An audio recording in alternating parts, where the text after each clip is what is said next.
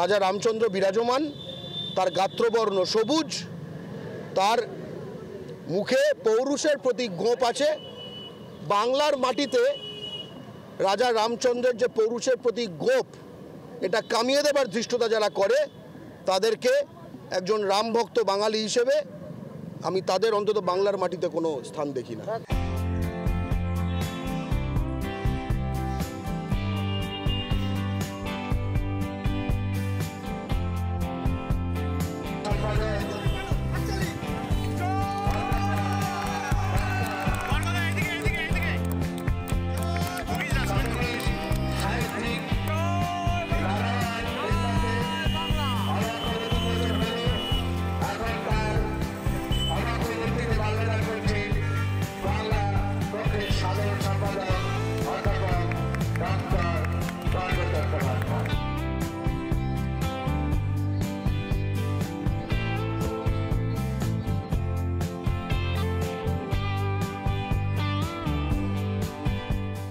আমরা 22 তারিখ থেকে জাতির অমর নেতা সুভাষচন্দ্র বসুর যে বাংলা ব্যাপী যে তার জন্মদিন পালন, তার প্রিপারেশনে ব্যস্ত থাকবো। সুভাষচন্দ্র বসুর থেকে বড় বাঙালির কাছে আর কিছু নেই।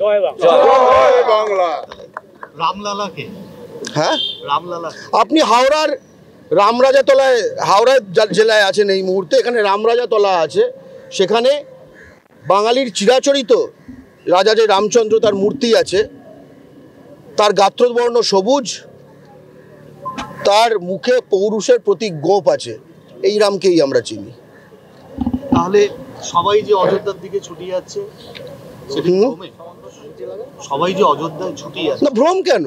আমি শুধু বললাম আমি একজন বাঙালি, হাওড়ার মাটিতে রামরাজাতলা রয়েছে, সেই রামরাজাতলায় রাজা রামচন্দ্র বিরাজমান, তার গাত্রবর্ণ সবুজ, তার মুখে পৌরুষের প্রতীক গোপ আছে।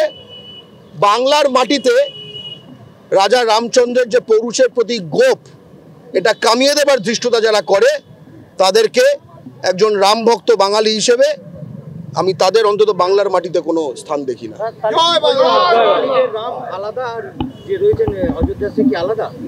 আমি বাংলায় জন্মেছি, তো আমি তো অন্য কোথাও জন্মাইনি। আমি যা দেখেছি তার কথা বলেছি।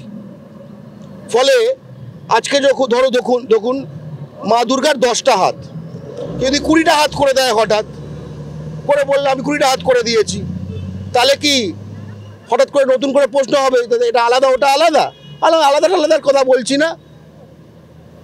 যে রামচন্দ্র পৌরুষের প্রতীক, তার গোপ আছে, রামরাজাতলায় গিয়ে দেখে নিন, তার গাত্রবর্ণ সবুজ এখনো আছে। বাংলার মাটিতে শত শত বছর ধরে রামচন্দ্র বিরাজ করছেন।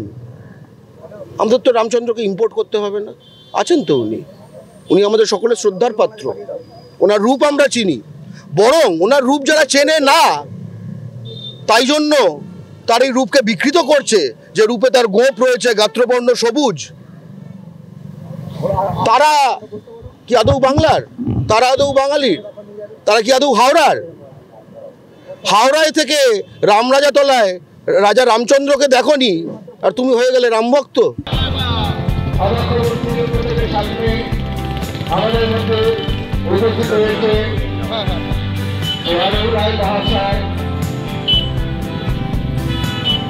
উপস্থিত আছেন আমাদের কাঠের সাহিত্যিক আমার সমর্থিত বাল্যদান করছেন।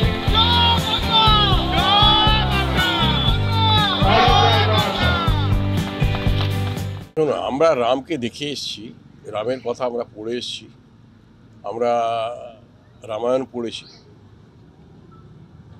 যখনই আমাদের জ্ঞান হয়েছে তখনই রামায়ণ পড়েছি। রাম আমাদের মনের মধ্যে আছে, কিন্তু রামকে নিয়ে আমরা রাজনীতি করি না, ঠিক আছে? রামকে নিয়ে রাজনীতি করি, রাম রাজনীতি করার জন্য নয়, রাম কোনো মঞ্চ করে রাজনীতি করা নয়, রামকে মনের মধ্যে, হৃদয়ের মধ্যে রাখতে হবে। এটাই এই যে একটা কথা যেটা বলেছেন যে একটা রামের গোপ রয়েছে, সেটাই আমরা জানি, তাহলে কি আমরা সেটাই দেখে আসি। তো রামরাজাতলা 300 বছরের পুরনো, প্রাচীন।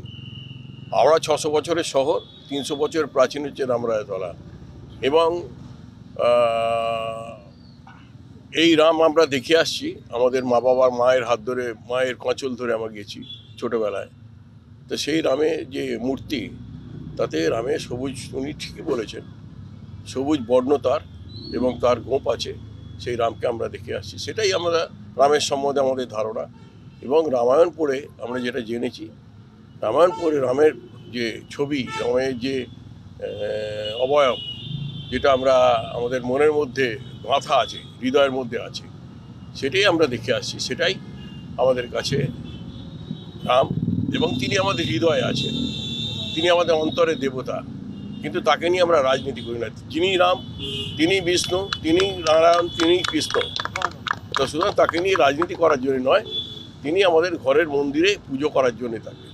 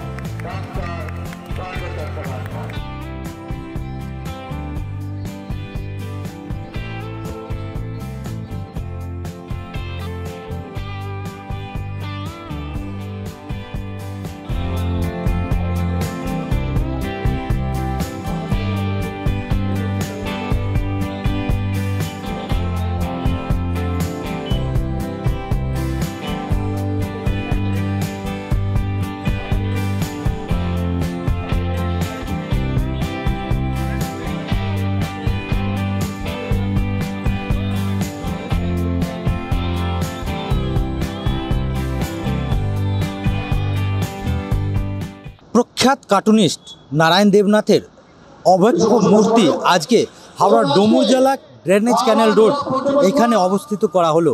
আর বাংলার পক্ষ থেকে আজকে এই মূর্তি উদ্বোধন করেছেন রাজ্যের সম্পাদক গর্গ চট্টোপাধ্যায়। আর এই অনুষ্ঠানে উপস্থিত হয়েছিলেন রাজ্যের মন্ত্রী অরূপ রায়, হাওড়া কর্পোরেশনের মুখ্য প্রশাসক সুজয় চক্রবর্তী সহ হাওড়া ডোমরজলা এলাকার স্থানীয় বাসিন্দারা। তারা বাংলার পক্ষে তরফ থেকে যে দাবি করা হয়েছে যে বিশ্বে এই প্রথম নারায়ণ দেবনাথের মূর্তি এখানে অবস্থিত করা হয়েছে। এর পাশাপাশি আরও যে বাংলার শিল্পীরা রয়েছেন তাদের যে মূর্তি রয়েছে তাদেরকেও সম্মান করা হবে, এমনটাই তারা জানিয়েছেন। আজকে নারায়ণ দেবনাথের মৃত্যু দিবস উপলক্ষে আজকে একটি অনুষ্ঠান করা হয়, আর সেই অনুষ্ঠানের মাধ্যমে তার আবক্ষ মূর্তি যেটা রয়েছে সেটা এখানে উদ্বোধন করা হয়েছে।